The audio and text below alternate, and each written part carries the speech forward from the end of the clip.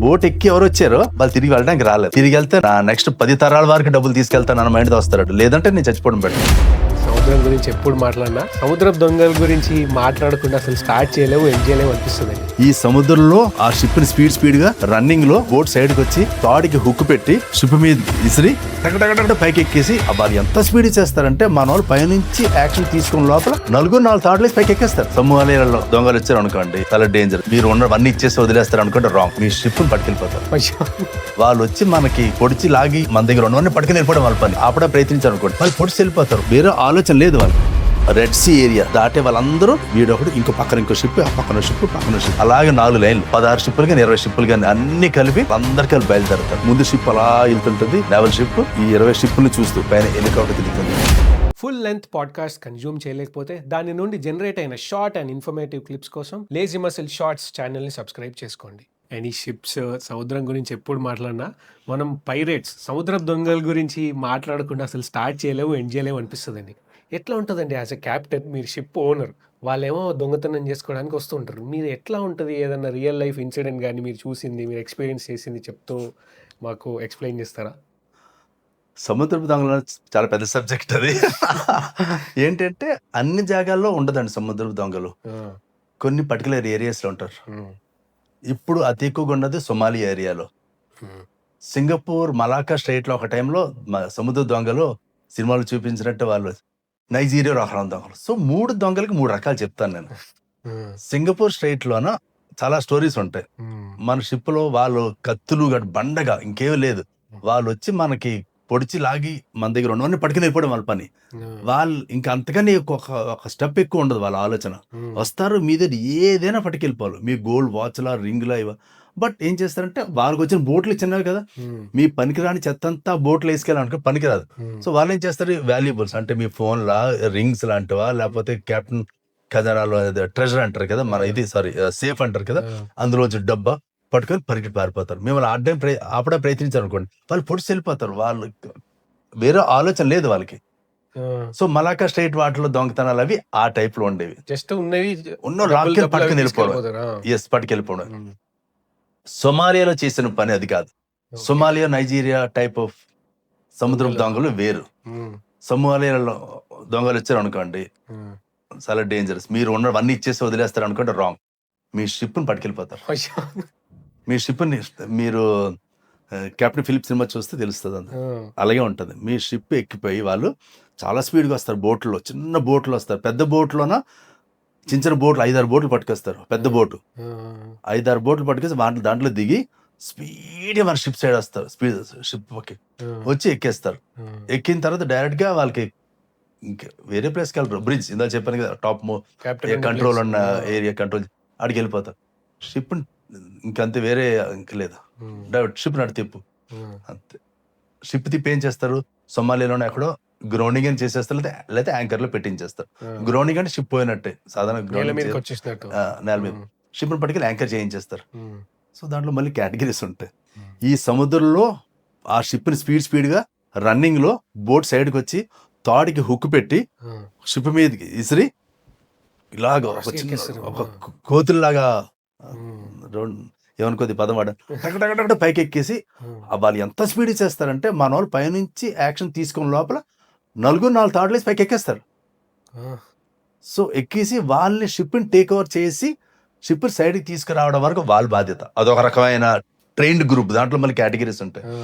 Next వాళ్ళు ఏం చేస్తారు, అక్కడ నుంచి పట్టుకెళ్ళి అడవుల్లో ఈ షిప్ క్రూని అందరిని పట్టుకెళ్ళి పెట్టేస్తారు.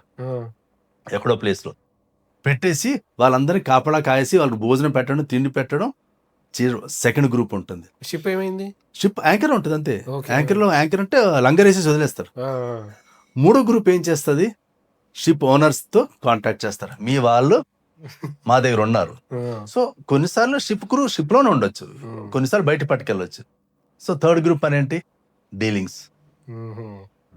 నాకు $15 బిలియన్ కావాలి, నాకు నీ షిప్ అంతా, షిప్ నాకు అంత డబ్బులు నా దగ్గర లేదంట. వాళ్ళు తెక్కొచ్చిందంట సినిమాల్లో లాగే, ఒకడు ఏనో చెయ్యో కాలు కట్ చేసి నువ్వు కానీ ఇవ్వకపోతే ఇలా ఇంకా జరుగుతుందంట. సో ఇది సొమాలియాలో జరిగేది. సో షిప్లు ఇది నంబర్ ఆఫ్ ఈ అటాక్స్ పెరిగి అక్కడ యూకేఎంటీఓ అని చెప్పి ఆర్గనైజేషన్, అంటే మొత్తం వరల్డ్ ఉన్న అందరూ కలిపి ఒక కాన్వాయ్ని పెట్టి, ఒక రోజుకి ఒక కాన్వాయ్, అంటే జపనీస్ కాన్వాయ్ ఒకటి, ఇండియన్ కాన్వాయ్ ఒకటి, ఫ్రాన్స్ కాన్వాయ్, యుఎస్ కాన్వాయ్ లాంటి షిప్పులు పెట్టి, ముందున ఒక ఇండియన్ నేవల్ షిప్, వెనకాల ఇండియన్ నేవల్ షిప్ ఉంటుంది. ఆ రోజు రెడ్ సీ ఏరియా దాటే వాళ్ళందరూ వీళ్ళు చెప్పిన దాని ప్రకారం 6 గంటలకు వచ్చి లైన్లో జారిపోతారు. 6 గంటలకి వీడొకడు, ఇంకో పక్కన ఇంకో షిప్, ఆ పక్కన షిప్, పక్కన షిప్, అలాగే 4 లైన్లు, 16 షిప్పులు కానీ 20 షిప్పులు కానీ అన్నీ కలిపి 6:30కి ఫర్ ఎగ్జాంపుల్ అందరికీ వాళ్ళు బయలుదేరతారు. ఆ ముందు షిప్ అలా వెళ్తుంటుంది, నేవల్ షిప్. ఇవాళ వాళ్ళు ప్రాపర్గా బైనాకులర్స్ చూసి, రాడార్స్ చూసి, ఈ 2 షిప్పుల మధ్య పైన హెలికాప్టర్ తిరుగుతుంది. సో మన 20 షిప్, ఈ 20 షిప్పుల్ని చూస్తూ, సో ఎంత చేసి వాళ్ళు మనం చూసుకుంటారు కదా, కాము కూరుకుందాం కాదు, మనం కూడా కంటిన్యూస్గా చెక్ చేస్తుండాలి. సముద్ర పక్క చెక్ చేస్తూ ఏమైనా చిన్న డాట్ ఉండే చెప్పాలి. నాకు నా రైట్ సైడ్ లో ఒక చిన్న డాట్ కనబడుతుంది నా రాడార్లో, కంటికి కనబడట్లేదు, అది అలా మన పక్క వస్తుంది చూడండి, మిగిలిన మాట్లాడు, నువ్వు చూసావా కనబడుతుందా, నాకు కనబడుతుంది, దాన్ని చెక్ చేస్తారు. చెక్ చేసి ఈలోపు అనౌన్స్మెంట్స్ చేస్తారు. ఓకే, సో గట్టిగా వార్నింగ్స్ ఇస్తారు మైక్లో, డోంట్ ప్రొసీడ్ అని చెప్పి. లేదంటే ఈ వార్షిప్స్ ఉన్నాయి కదా, వాళ్ళ దగ్గర గన్స్ ఉంటాయి, అన్ని ఎక్విప్మెంట్ ఉంటాయి కదా, వాళ్ళు వార్నింగ్ ఫైరింగ్ చేస్తారు, టూమ్. వాళ్ళు ఇంకా ఆగలేదంటే వాళ్ళు బోట్ చుట్టుపక్కల ఫైర్ చేస్తారు వాటర్లోకి. ఇంకా లేదంటే బోట్ని షూట్ చేస్తారు. ఇంకా లైఫ్, ఇంకా ఒకసారి బోట్ ఎక్కి ఎవరు వచ్చారో వాళ్ళు తిరిగి వెళ్ళడానికి రాలేదు. తిరిగి వెళ్తే నా నెక్స్ట్ 10 తరాల వారికి డబ్బులు తీసుకెళ్తాను అన్న మైండ్తో వస్తారు. లేదంటే నేను చచ్చిపోవడం బెటర్. ఇంకా వాళ్ళు సూసైడ్ మిషన్లోనే వస్తారు వాళ్ళు. ఇంకా బోట్లు ఫైరింగ్ అవుతున్నా సరే వాళ్ళు తప్పించుకొని కనుక షిప్ ఎక్కేస్తే, షిప్ అంతే ఆలోచించకండి, ఒక $50 million మీరు ఒక 5 కోట్లు 10 కోట్లు వాళ్ళకి వస్తాయి, కొంచెం రిస్క్ తీసుకోవాలని వెళ్ళిపోతారు. ఊరంతా. సో అలా జరుగుతుంది. సో షిప్లో కూడా ఇప్పుడు ఏంటి అంటే, ఈ కాన్వాయ్లోనే కంపల్సరీ వెళ్ళాలి అనే లేదు, దానికి కూడా చాలా సిస్టమ్స్ ఉన్నాయి. సో చాలా మంది ఏం చేస్తారు, షిప్లో నేవల్ గార్డ్స్ని పెట్టించుకుంటారు. మీరు ఎక్స్-యుఎస్ మిలిటరీ లో పనిచేసే వాళ్ళందరూ గ్రూప్స్ ఉంటాయి, అండ్ వాళ్ళకి మనం డబ్బులు పే చేస్తే వాళ్ళు మన షిప్కి 6-5 పంపుతారు. శ్రీలంక దగ్గర గోల్ అని చెప్పే ప్లేస్ ఉంది సౌత్ శ్రీలంకలో, అక్కడ వాళ్ళు ఎక్కేస్తారు. ఎంత పెద్ద పెద్ద డబ్బాలు తర గన్లు పర్ హెడ్ 2 గన్లు 3 గన్లు, స్టెన్ గన్స్ అన్ని పట్టుకొని శ్రీలంకలో ఎక్కుతారు. వాళ్ళు విపరీతమైన రౌండ్స్ ఉంటాయి, రౌండ్స్ అంటే బుల్లెట్స్ లాంటివి, అవన్నీ పట్టుకొని ఎక్కుతారు. ఎక్కి శ్రీలంక దగ్గర ఎక్కి రెడ్ సీ లోపలికి వెళ్ళడానికి 3 days 3 రోజులు పడుతుంది. ఈ 3 రోజుల్లో వాళ్ళు షిప్ అంతా తిరుగుతారు. ఏ తలుపులు ఎక్కడి నుంచి చెయ్యాలి, చుట్టుపక్కల మనం రేజర్ మన బార్బడ్ వైర్ ఉంటుంది కదా, మనం ఫెన్సింగ్ లో వాడతాం, ముళ్ళు గుచ్చుకుపోతాయి చూడండి, అలాంటి ఉంటాయి. అవి షిప్ మొత్తం పెట్టిస్తారు. ఆల్రెడీ అక్కడికి వెళ్లే ముందే మనం ఏమైనా పెట్టుకోవాలి. ఇవన్నీ నా దగ్గర ఉన్నాయి అంటేనే నవ్వి వాళ్ళు వస్తారు, అంతే తప్ప మేము వాళ్ళు చచ్చిపోవడానికి రావట్లేదు, ఎడిషనల్ సపోర్ట్. బట్ షిప్ కూడా ఇన్ని జాగ్రత్తలు తీసుకోవాలి. మొత్తం వైర్లు పెడతారు, రేజర్ వైర్స్ అంటారు, మొత్తం ఈజీగా హుక్కేసి ఎక్కడం కావదు. దానికి తోడు వాటర్ జెట్స్ పెడతారు, కంటిన్యూస్గా వాటర్. సో బోట్ వస్తున్న వాటర్ మీద పడుతుంది అనుకోండి, ఫుల్ ఫోర్స్తో ఎక్కడ రాగలరు. సో వాటర్ పెడతారు. తర్వాత డమ్మీస్ పెడతారు, మనిషిలాగా ఉన్నట్టే మన బాయిలర్ సూట్స్ ఉంటాయి కదా, దాంట్లో లోపల స్టఫ్ చేసి హెల్మెట్ పెట్టేసి వాడి చేతులు కర్ర అయితే పెట్టి అలాంటి ఒక 6-7 పెడతారు, దిష్టి బొమ్మలు లాంటివి. వాళ్ళు తెలివైన వాళ్ళే, ఈ కార్నర్లో ఉన్నదాన్ని దిష్టి బొమ్మ వాళ్ళు కూడా పోల్చేస్తారు. సో ఇలాంటివి వాళ్ళు తెలివైన వాళ్ళు కదా. సో ఇవన్నీ చేసిన తర్వాత ప్రమాదవశాత్తు వాళ్ళు మన బోట్ మన వెజలు ఎక్కిస్తారు. ఎక్కేస్తే కింద ఉండాలి తప్ప బ్రిడ్జ్కి రాకూడదు. అర్థం కాదు, కింద అంటే షిప్ ఎక్కడైతే కార్గో ఉన్న ఏరియాలో ముందు ఎక్కగలరు కదా. షిప్ తనకి అకామిడేషన్ అంటే మనుషులు ఉండేది ఇంజిన్ రూమ్ అంతా వెనకాల ఉంటుంది, ఫ్రంట్ అంతాను కార్గో ఉండే ఏరియా ఉంటుంది, అక్కడ ఎక్కగలరు. ఎందుకంటే అది వాటర్ లెవెల్ కి తక్కువలో ఉంటుంది. ఇన్ కేసు అక్కడ ఎక్కేసారు అనుకోండి, వాళ్ళు వెనక్కి వచ్చి షిప్ పైకి ఎక్కాలనుకో, ఈ పైకి రావాలనుకోండి, మెట్లు ఉంటాయి కదా, ఆ మెట్లన్నింటిని బ్లాక్ చేసేస్తారు. కొన్ని మెట్లు మూవబుల్ ఉంటాయి మీకు, అవి పైకి ఎత్తేసి కట్టేస్తారు. మళ్ళీ వాళ్ళు తాడులేసి ఎక్కుతారు, ఏదో చేస్తారు, ఇన్ని రకాలు చేస్తారు. తలుపులు ఉంటాయి బయట, ప్రతిదానికి తలుపులు మూసేస్తారు, ప్రతి లాకింగ్ లోపల నుంచి. నెక్స్ట్ మీకు పోర్ట్ హోల్స్ అంటారు, అంటే కిటికీలు. ప్రతి కిటికీ, షిప్లో ఉన్న ప్రతి కిటికీ కూడాను blue colour black colour garbage వ్యాక్స్ చేసి అతికించేస్తాం.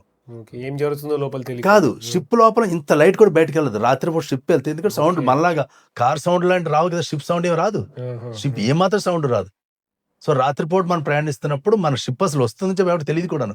ఒక్క లైట్ కూడా ఆన్లో ఉండదు, కామ్గా వెళ్ళిపోతుంది. ఇలాంటివన్నీ చేస్తారు. చేసింది ఎందుకు చేస్తారు అనుకున్నారు? ఇన్ కేస్ నేవీ వాళ్ళు ఉండగా ఒక పైరేట్ గ్రూప్ కానీ, అంటే సముద్రపు దొంగల గ్రూప్ కానీ మన షిప్ ఎక్కారనుకోండి, మొట్టమొదటి వాళ్ళు చంపేది నేవీ వాళ్ళనే. అంతేనా? అంటే మీరు మమ్మల్ని కాపాడుకునే వీళ్ళు ఆల్రెడీ వాళ్ళకి గన్ ఫైర్ చేస్తారు, ఎక్కనివ్వకుండా షూట్ చేస్తారు. అవన్నీ తప్పించుకొని వస్తే మొట్టమొదటి ప్రాణం తీసేది ఎవరికి? వీళ్ళకి. వీళ్ళ లైఫ్ కూడా చాలా రిస్క్లో ఉంటుంది. సో వాళ్ళకి చాలా సహాయం చేస్తారు, చాలా చాలా విధాలుగా మనకి గైడ్ చేస్తూనే ఉంటారు. అవి చేయండి, ఇవి చేయండి అని చెప్పి, తలుపులు ప్రాపర్ క్లోజ్ చేసి వెళ్ళగా షిప్కి ట్రైనింగ్ ఇస్తారు, ఎలా మాట్లాడారు. ఇవన్నీ కాకుండా మాకు ISPS అని ఒక సిస్టమ్ ఒకటి వచ్చింది, international ship and port facility security అని చెప్పి సిస్టమ్ వచ్చింది మనకి. 9/11 మన యుఎస్లో ఉన్న వరల్డ్ ట్రేడ్ సెంటర్ అటాక్ అయిన తర్వాత, సో షిప్లో ఎమర్జెన్సీ ఏం జరిగితే ఏం ప్రికాషన్స్ తీసుకోవాలని ఒకటి ఉన్నది. ఎవరైనా వచ్చేసారు అనుకోండి, ఏం జరిగింది అనుకోండి, బయట వాళ్ళకి ఎలా తెలుస్తుంది? అప్పుడు పట్టుకొని ఫోన్ చేయలేం కదా. సో ఎమర్జెన్సీ బటన్ ఉంటుంది, ఆ బటన్ ఏం తెలియనట్టు కెప్టెన్ క్యాబిన్లో మన సినిమాలో చూపిస్తే చూడండి, బ్యాంకుల్లో మేనేజర్ కానీ ఎక్కలేదు అన్నట్టు క్యాషియర్ గాని నొక్కుతారు. సో టైప్లో అలా ఉంటాయి, అది నొక్కగానే అందరికి వెళ్ళిపోతాయి. So everywhere DG shipping, Indian ship అనుకోండి, డైరెక్టర్ జనరల్ షిప్పింగ్కి అలారం వెళ్తుంది, మన ఓనర్స్కి అలారం వెళ్తుంది. షిప్ అలారం దగ్గర ఉంది, ఐఎమ్ ఇన్ ట్రబుల్. వాళ్ళు ఇమ్మీడియట్గా షిప్కి వచ్చేసి ఏమైంది దొంగలు ఎక్కారని అడగరు వాళ్ళు కూడా. వాళ్ళకి అడిగారు అనుకోండి, ఆహా నువ్వు ప్రెస్ చేసావని చెప్పి ముందు ఎగిరారు. సో వాళ్ళు అలాగే చేయరు, వాళ్ళు ఆ లోకల్ ఏరియా వాళ్ళకి చెప్తారు, ఈ పలానా షిప్ నుంచి అలారం వచ్చింది చెక్ చేయండి. వాళ్ళు కామ్గా మానిటర్ చేస్తారు, మానిటర్ చేసి షిప్ అడుగుతారు. మా షిప్ పేరు వైట్ స్టార్ అనుకోండి, మన దాంట్లో దొంగలు ఉన్నారని వాళ్ళకి డౌట్, టేక్ ఓవర్ చేస్తారని వాళ్ళకి డౌట్, అలారం వచ్చింది. అలారం నిజం కావచ్చు, లేకపోతే ఎలక్ట్రిక్ షార్ట్ సర్క్యూట్ వల్ల అవ్వచ్చు. డైరెక్ట్గా వచ్చేయలేరు, అలాగని వదిలేయలేరు. సో ఏం తెలియనట్టు వైట్ స్టార్ షిప్, ఎటు వెళ్తున్నారు మీరేంటి అటు ఇటు తిరుగుతున్నారు అని క్వశ్చన్ అడుగుతారు డౌట్ఫుల్గా. నార్మల్ క్యాప్టెన్ అనుకోండి, నో ఐఎమ్ సారీ, నేను జస్ట్ చెకింగ్ ఇంజిన్ అంటే ఏదో ఇంజిన్ నేను చెక్ చేసుకున్నాను చెప్పడము, లేదంటే ఓకే సార్ నేను చెప్పడం చేస్తాం. మాట్లాడితే నువ్వు ఎక్కడి నుంచి వచ్చావు, ఎక్కడ లోడ్ చేసావు, ఎక్కడికి వెళ్తావు అన్నీ అడుగుతారు. నిజంగా క్యాప్టెన్ అనుకోండి, ప్రాపర్గా ఉంది అనుకోండి, వాడు చెప్తాడు, నేను లాస్ట్ పోర్ట్ నాది గోవా నుంచి లోడ్ చేస్తాను, ఇప్పుడు నుంచి నేను ఎక్కడి నుంచి పోర్ట్ సైడ్ వెళ్తున్నాను. మాట్లాడట్లేదు అంటే డౌట్ వస్తుంది వాళ్ళు కానీ ఎదుటి వాడు తేడా వచ్చింది అనుకోండి, వాళ్ళు అప్రోచ్ అవుతారు నెమ్మదిగా, తర్వాత వార్నింగ్ ఇస్తారు. సో బయట నుంచి నేవల్ షిప్ లాంటివి వచ్చి టేక్ ఓవర్ చేస్తారు. సముద్ర దొంగలది వాళ్ళు ఇట్లా వచ్చి హెడ్ కి పాయింట్ అవుట్ చేసి మూవీస్ లో చూపించినట్టు నాకు ఇస్తావా, ఇంకో లేపేస్తాము. 100%. మీ షిప్ అన్నది చెప్పాను కదా, ఇప్పుడు సొమాలియా లాంటి ఏరియాలో షిప్ అన్నది ఒక షిప్ దగ్గరికి వచ్చారంటే వాళ్ళు జస్ట్ మీ డబ్బులు పట్టుకెళ్ళిపోవడం కాదు. నేను చెప్పాను మీకు ఇందాక, మీకు మలాకా స్టేట్స్ లో వాటిలో ఆ టైప్ దొంగలు ఉండేవారు. ఇప్పుడు ఇక్కడ అక్కడ కాదు, ఆ షిప్ని తీసుకెళ్ళిపోతారు వాళ్ళు. ఒక చిన్న స్టోరీ ఉంది, నిజమో కాదమ్మా తెలియదు. ఏంటంటే అరామ్కో అని చెప్పి ప్రపంచంలో అతి పెద్ద షిప్పింగ్ కంపెనీ, అంటే ఆయిల్ ట్రేడింగ్ కంపెనీ, వాళ్ళ షిప్ని ఒకసారి హైజాక్ చేస్తే వాళ్ళు గంటలో యాక్సెప్ట్ చేసి మా షిప్ రిలీజ్ చేయండి అన్నారు అని చెప్పి న్యూస్.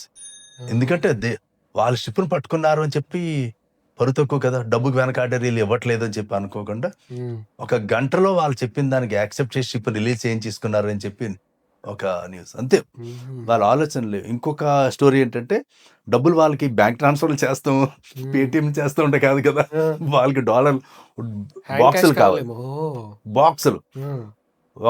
ఒక ఇన్సిడెంట్ ఏంటంటే, వీడియో కూడా ఉంది, మీరు ఎతికితే దొరుకుతుంది. బాక్సెస్ పట్టుకొని, ఇది US నేవీ వాళ్ళు రికార్డ్ చేశారు, బాక్సెస్ డబ్బులు పట్టుకొచ్చి ఇచ్చారు. వాళ్ళు ఓపెన్ చేసి చెక్ చేసుకున్నారు, డబ్బుది ఇలా తీసి చూస్తారు, డబ్బు ఉంది. సో షిప్ని హ్యాండ్ ఓవర్ చేస్తారు. సముద్ర దొంగలు బోట్లోకి వెళ్ళిపోయారు. ఎంత పెద్ద బాక్సులు, ఇంచుమించు 100 కోట్లు 200 కోట్లు అనుకోండి ఎగ్జాంపుల్, అంత డబ్బులు వాళ్ళ బోట్లో ఉన్నాయి. ఆ బోట్లో ఉన్న వాళ్ళకి గొడవ అయ్యాయి, అందరూ ఒకళ్ళు షూట్స్కి చచ్చిపోయారు. దొంగలు డబ్బు నాకు కావాలి, ఇది మనం పట్టుకుని అటు వెళ్తామా లేదా ఇంకో పక్క వెళ్ళిపోదాం. ప్రపంచంలో ఎక్కడికి వెళ్ళినా సరే మనకి ఎర్రతివా చేసి వెల్కమ్ చేస్తారు మనకి. అప్పుడే వాళ్ళు షూట్, అది US నేవీ వాళ్ళు ఎవరు దాన్ని రికార్డింగ్ కూడా చేశారు. వాళ్ళు ఒకరు చూసుకొని నాకు లాక్కొని షూట్ చేసుకొని. సో ఇంత డబ్బు. సో వాళ్ళకి ఏంటంటే స్పాట్లో డబ్బులు కావాలి, డబ్బులు క్యాష్తోనే కావాలి. క్యాష్ తీసుకొని వాళ్ళు షిప్ రిలీజ్ చేస్తారు. కొన్నిసార్లు మా ఫ్రెండ్షిప్ ఒకటి నైజీరియాలో హైజాక్ అయిపోయింది. తీసుకెళ్లి షిప్ ని సైన్ పెట్టేశారు. షిప్ కెప్టెన్ నా ఫ్రెండే, ఆల్రెడీ ఇంకా ఇంతకుముందు కూడా చెప్పాను. వాళ్ళకి ఏదో తెలియక ఏంటి కావాలి మీకు మాట్లాడితే కళ్ళల్లో చూడగానే వాళ్ళకి మన కళ్ళలో పెట్టి చూడకూడదు. ఎందుకంటే తర్వాత ఎవరైనా స్కెచ్ చేయమని వేసారు అనుకోండి, వాడు ఎలాగొన్నాడు, ముక్కు పెద్దదుందా, కళ్ళు ఎలాగున్నాయా, ఉంగరాలు జుత్తా ఏమైనా అడుగుతున్నాం అనుకోండి, దాన్ని బట్టి స్కెచ్ చేస్తారు కదా. సో మన కళ్ళు పెట్టి చూడకూడదు, ఎవరున్నా తెలియదు, తలంచే మాట్లాడాలి. ఇది తెలియక పొరి చూస్తే వాళ్ళు వెంటనే వాడిని 2 కళ్ళ మీద కొట్టడం, వాడు 10 రోజుల వరకు 5 రోజుల వరకు కళ్ళు ఓపెన్ చేయలేపాడు, కళ్ళు నీరు తప్ప. సో చేసిన షిప్ ఈ పట్టుకుని వెళ్ళి షిప్ని పట్టుకుని సైన్ కట్టేసిన తర్వాత అందులో ఆయిల్ అంతా తీసుకెళ్ళిపోవడానికి అనమాట. బట్ అదృష్టవశాత్తు దురదృష్టవశాత్తు ఆయిల్ వాళ్ళు అనుకున్నట్టు కెరోసిన్ కాదు, అది మోటార్ స్పిరిట్ ఏదో ఆయిల్ అవ్వడం వల్ల జరిగింది. ఇలాగే కొన్నిసార్లు ఏం చేస్తారు, ఏదో విధంగా షిప్ వెళ్ళిపోద్దా మనకు తెలియకుండా షిప్ వాళ్ళంటే ఆ 20 మందే షిప్ నడుపుతున్నారంటే షిప్లో ఏ ప్రాబ్లం వచ్చినా సరే దాన్ని సమస్య పరిష్కరించడానికి వీళ్ళకి ఆ కెపాసిటీ ఉంటుంది కదా. సో దొంగలు కొన్నిసార్లు ఏం చేస్తారు, షిప్ లోపలికి వచ్చి వైర్లు మొత్తం కత్తిరించి పారేస్తారు. వైర్లు మొత్తం ఆ షిప్ని మళ్ళీ రిపేర్ చేయించాలంటే నరకం. అసలు ఏవి లేని షిప్ని తయారు చేయడం ఈజీ, కానీ అలా షిప్ని మళ్ళీ ఆపరేషన్ పెట్టాలంటే చాలా కష్టం. అన్ని వైర్లు కత్తిరించేస్తారు. జస్ట్ రాడార్ ప్యానల్ కింద ఓపెన్ చేస్తారు, పెద్ద సిజర్ తీసుకొని వైర్ కట్టర్స్ ఉంటాయి అలాంటిది అన్ని, ఇంకా షిప్ ఆల్మోస్ట్ డెడ్ అయిపోయిన అలా తయారు చేసి వెళ్ళిపోదు. ఇంకా కనీసం మనం ప్రయత్నం కూడా చేయలేం.